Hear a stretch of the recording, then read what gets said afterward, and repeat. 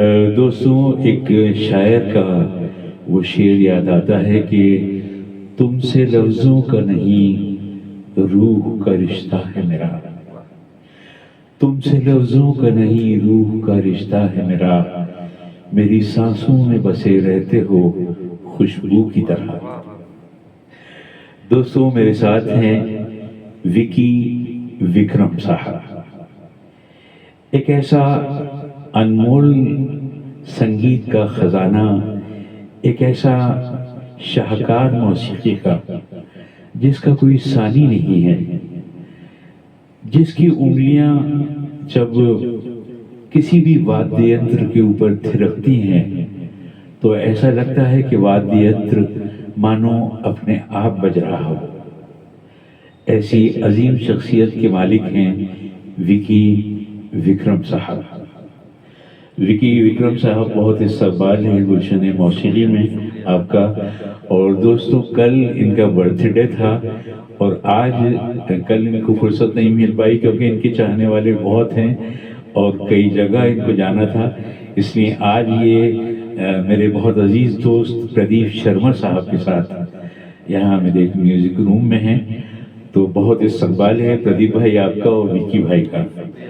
विकी भाई, ये बताइए कि ये सिलसिला कहाँ से शुरू हुआ? कितनी उम्र थी आपकी जब ये आपने वाद्य यंत्रों को बजाना शुरू किया?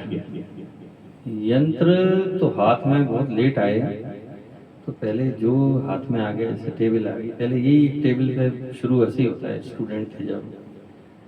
और ये पता ये लगा इस लाइन में मैं कुछ शिक्षित म्यूजिशियन नहीं था एक दौर में, तो शौकिया रहता था। और 2000 से मैंने इसको प्रोफेशनली फिर सीखा भी और प्रोफेशनली अपनाया भी। थोड़ा क्राइसिस आए जब फाइनेंशियल, तो उसके पहले शौक ही था और शौक आज भी है। तो बस ऐसा करते करते मोहब्बत हो गई इससे। अच्छा, ये बताइए कि ये वाद्य यंत्रों में आप क्या क्या बजा लेते हैं? मुझे कोई भी वाद्य यंत्र अलग नहीं लगता, सिर्फ उनकी आवाज़ें अलग हैं। बजाने की पद्धतियाँ दो तीन मैंने कुछ स्टडी की पिछले 5-7 साल में, तो लगभग सब मिलता जुलता है। अलग जब तक हम जैसे अल्लाह भगवान खुदा सब एक ही है ना, और हम आपस में लड़ रहे हैं, तो हर साज वाला भी आपस में लड़ रहा है। ढोलक वाला ड्रम वाले से लड़ रहा है, ड्रम वाला ढोल वाले से लड़ रहा है। ये अलग है, मेरे को कुछ भी अलग नहीं लगता। कुछ पद्धतियाँ मैंने रिसर्च की हैं जो सब एक ही बात करती हैं कि सब एक है। इसलिए थोड़ा सा कमांड मेरा थोड़ा सा ध्यान देके किसी भी साज पे चला जाता है। फिल्मी दुनिया से भी आप वाबस्ता रहे। 17 साल से काम किया फिल्मी दुनिया में।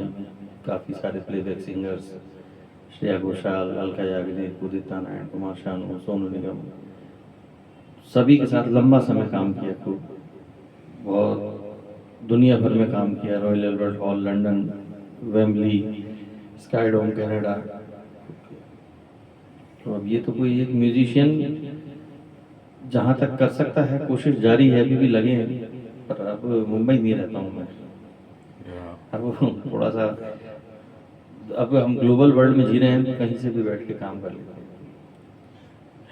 हैं। मौसीकारों के लिए या संगीतकारों के लिए ये कहना उचित होगा कि खाना बदोश लोग हैं, क्या घर बसाएंगे।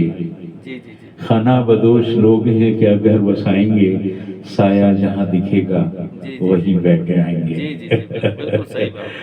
तो ये बताइए कि आपको सबसे अच्छा किसके साथ लगता है बजाने में? आपको किसके साथ सबसे अच्छा लगा या लगता है, और किसके साथ आप ज्यादा बजाना चाहेंगे? ऐसा मुझे सर मान सम्मान और मेरी ज़रूरतें जहाँ पूरी हो जाएं और जो मेरे फ़न की कदर कर लें, उनके साथ बहुत अच्छा लगता है।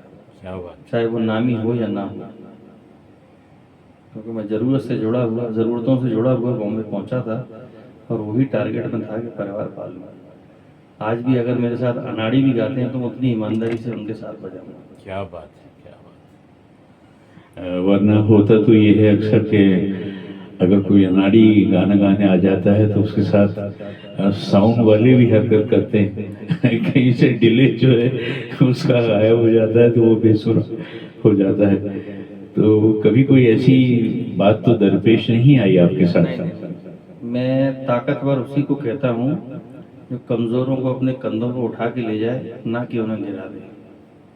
तो बड़ा वही है जो छोटों को साथ निभा के निकल जाए। क्या बात है। अभी विकी भाई के 2 बच्चे हैं माशाल्लाह, और बेटा इनका बड़ा है और बिटियां इनकी छोटी हैं। तो ये बताइए कि आपके बच्चों को भी दिलचस्पी है आपके काम में? मेरे काम में जैसे मैं शौकिया हूँ, वैसे दोनों बच्चे शौकिया हैं।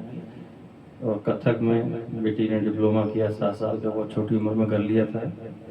बस प्रोफेशनली मैं भी मजबूरी से आया हूँ, जब कभी ज़िंदगी में इनके जैसे हालात रहेंगे वहाँ का भी कला काम आ जाती है बुरे वक्त में, बस वैसे ही। एक बार बॉम्बे गया था मैं, तो यहाँ तिगलबंदी थी, वहाँ तौसीफ अख्तर साहब, घनश्याम वासवानी साहब और जसविंदर साहब की।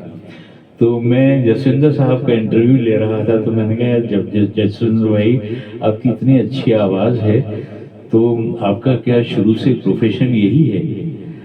तो कहने लगे नहीं, पहले तो मेरा साड़ियों का बिजनेस था तो फिर मैंने उनसे कहा कि यार, तो भाभी ने आपको मना नहीं किया सिंगिंग की लाइन में आने के लिए?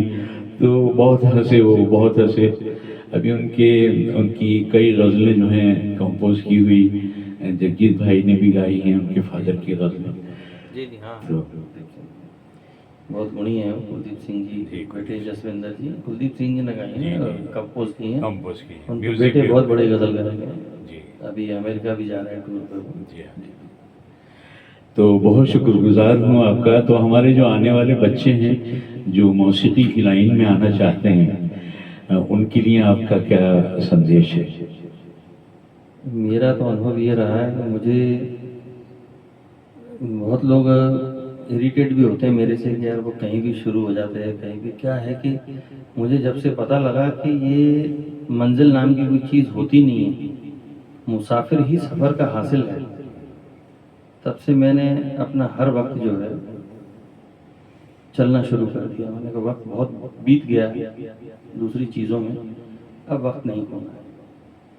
तो जितना समय मिल जाता है, हाथ में वाद्य यंत्र हो ना हो, लेकिन मूवमेंट बनी रहनी चाहिए, बस इबादत की तरह उसको करता रहता हूँ। क्या बात है, बहुत शुक्रिया विकी भाई, आप यहाँ तशरीफ़ लाए। और मैं उन खुशकिस्मत लोगों में से हूँ कि जिसने आज आपका ये बर्थडे हम लोगों ने, प्रदीप भाई, हम लोगों ने सेलिब्रेट किया। और हमारा ये म्यूज़िक रूम जो है ये आपके आने से धन्य हो गया। बहुत शुक्रगुजार हूँ। Thank you very much. Thank you.